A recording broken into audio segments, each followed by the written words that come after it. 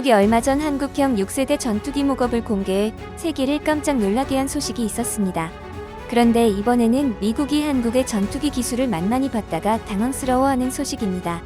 한국항공우주산업카이는 인도네시아 국방부공군화 전술임무 훈련기 T-50I 추가 도입 수출 공급 계약을 맺었다고 20일 공시했다. 카이는 이번 계약으로 인도네시아의 T-50I 전술임무 훈련기 6대와 항공기 운영을 위한 후속 지원 패키지를 수출한다. 계약 규모는 2,744억 8,800만원, 계약 기간은 올해 12월 16일부터 2024년 10월 30일까지다. 계약 시작일은 카이가 인도네시아 정부로부터 선수금을 입금받는 예상 일자이고, 계약 종료일은 계약 시작 후 34개월입니다. 다음은 수주 공시의 내용입니다. 규모는 매출액 대비 9%대이며 수주 금액은 2,700억 원 규모입니다. 어제 한국항공우주산업은 일론 머스크의 스페이스X와의 차세 대중형위성 4호기 협업과 추후 협력이 예상된다는 예측에 5% 가까운 갭으로 상승한 바 있습니다. 하지만 이내 외국인이 50만 주 매물폭탄을 던지며 상승폭을 모두 반납하고 정확히 보합으로 끝나는 장흐름을 보였습니다. 결과 거래량을 동반한 장대 음봉을 연출하며 수급 또한 매우 안 좋아졌습니다. 하지만 금일 그토록 목말랐던 완제기 수출 공시로 추가 하락을 할 것인지 다시 한번 도약할 것인지의 갈림길에 섰네요. 한국항공우주산업은 코로나19 급격한 기체부품 수주 저하와 완제기 수출 부재로 인하며 주가가 심하게 짓눌려왔던 게 사실입니다. 소문만 무성하던 완제기 수출, 임대 사업들이 표류하고 굵직한 사업들이 코로나로 인하여 밀려왔습니다. 단 한 대의 수주가 절실한 상황에서 들려온 좋은 소식이라 할 수 있네요.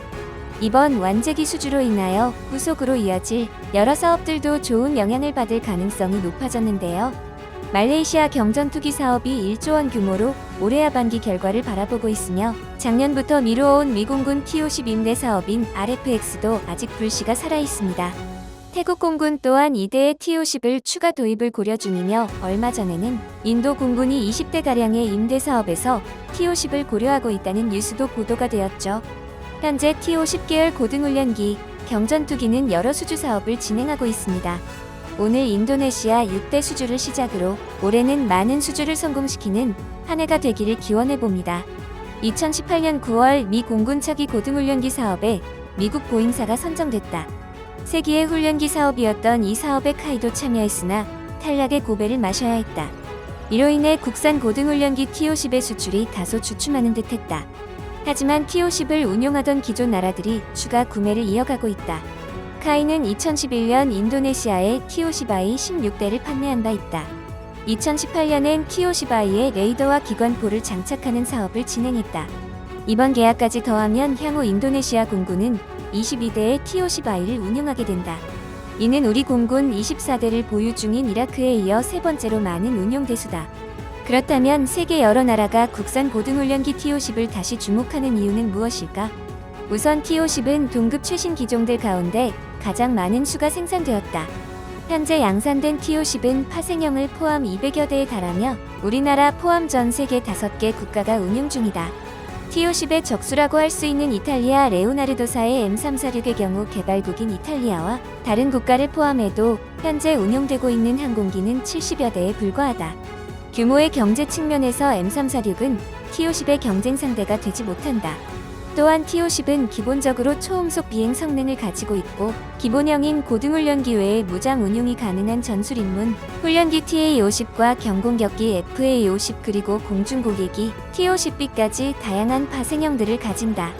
이들 파생형 기체들은 문서상 혹은 시제기로 존재하는 것이 아니라 실제로 운용된다. 반면 M346의 경우 전술임문 훈련기와 경공격기 버전이 있다고 홍보하지만 서류 혹은 시제기로만 존재할 뿐 실제로 운용되지 못한다. 특히 경공격기 FA-50은 실전에서 성능이 검증된 항공이다. 필리핀 공군이 운용 중인 FA-50PH는 2017년 필리핀 민다나오 섬에 벌어진 마라위 전투에 투입되어 전장의 게임 체인저로 활약한 바 있다. 또한 FA-50은 AGM-65 매버릭 공대지 미사일과 제2담잼과 같은 정밀 유도무기를 운용할 수 있다. 이것 역시 동급 최신 경공격기 중 FA-50만이 가진 특징이라고 할 수 있다. 이에 따라 공군은 운용 중인 FA-50을 향후 대폭 업그레이드할 예정이다. 이러한 점은 향후 수출 시장에서 FA-50의 가치를 더욱 높인다. 동남아 국가들의 추가 수주에 힘입어 카이는 미국 시장에 다시 도전할 예정이다. 비록 미 공군의 차기 고등훈련기는 미 보잉사의 T-7A가 되었지만 미 해군이 차기 고등훈련기 사업을 별도로 준비 중이다. 다만 예산 문제로 미 해군 내에서 사업화가 더디게 진행되고 있다고 해외 방산업계 관계자들은 전한다. 카이는 오스트레일리아 공군의 차기 전술입문 훈련기 사업에도 참여할 것으로 보인다. 오스트레일리아 공군도 영국 제호크 전술입문 훈련기를 대체할 예정이고 2022년부터 본격화할 것으로 전망된다. 한국의 4.5세대 스텔스 전투기를 본 일본의 반응은 어떨까요? 미제 최신의 스텔스 전투기 F-35A에 비해 운용 비용이 절반 정도 일본 F-3는 배 이상 가격 될 것 같던데 한국의 기술이 부럽다. 값싼 수출용 경전투기나 더 만들면 좋을 텐데 본망했네 라고 하는 한국의 전투기 제작을 부러워하는 의견도 있었는가 하면 북한이라면 충분한 스펙이겠지 제대로 작동한다면 모법이잖아 모형이라면 혼다도 만들 수 있어. 이런 어중간한 사양의 전투기를 만들어봤자 의미 있음? 절대 무리임 결단 코 거슬러 올라갈 기보가 될 기체도 없이 갑자기 이런 전투기가 만들어지겠음?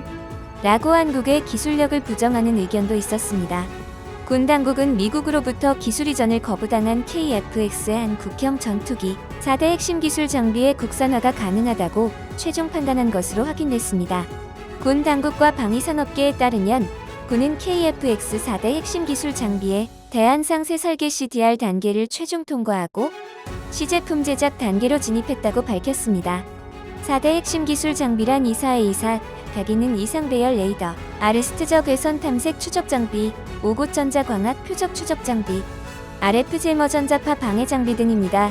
당초 국방부는 지난 2013년 공군 차세대 전투기로 미국 로키드 마틴의 F-35를 선정하는 대가로 이 4대 핵심 기술을 이전받아 KF-X를 개발한다는 계획이었으나 F-35 선정 이후 미국 정부가 4대 핵심 기술의 이전을 거부해 KF-X 개발에 차질이 빚어졌었는데요. 정부는 국내 방위산업계와 논의 끝에 4대 핵심 기술을 모두 독자 개발하기로 결론 내리고 가용한 모든 자원을 이 분야에 집중 투입해왔습니다.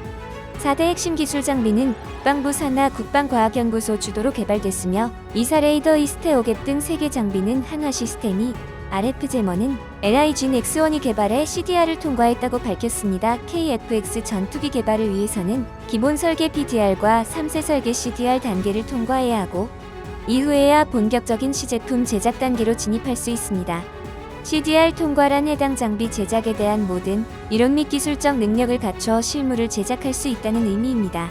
방위산업계 관계자는 미국이 기술 이전을 거부한 4대 핵심 기술 장비의 CDR 통과 여부는 따로 발표하지 않았으나 이들 장비들 모두 국내 기술진의 역량으로 CDR을 통과한 게 맞다며 이 사실 자체만으로도 국제항공업계에서 한국의 위상은 과거와 비할 수 없을 정도로 높아졌다고 말했습니다.